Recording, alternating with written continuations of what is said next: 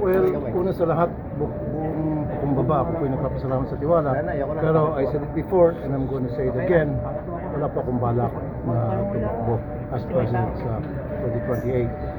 However, I believe I'm doing very well as senator and I can do a lot more as senator. Therefore, maasahan niyo, re-electionist ako sa 2020. Bakit, sir? I'm very happy as senator, like I said. So, ba't pa ako aakyat sa higher office? And then, I don't want to commit the same mistakes that others committed. Mga elected officials, first term pa lang sila, and then after first term, tumatakbo agad sila sa higher office, so higher position, and they fail. Sir, kahit pa magkaroon ng clamor for you to run, I don't think so. Final answer na yan, sir, na hindi Final talaga. answer. What if mas makakapaglingkod kayo as president?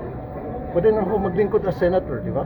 Pareho lang naman yun, lingkod bayan tayo. So, yun. Pero mas malawak, sir, kung president. Mas maraming sakit sa ulo. O, di ba? sir, kahit mas tumaas ka na sa survey kay VP Sara, Mas hindi pa rin- kailangan pa hanggang langit. Talagang hindi.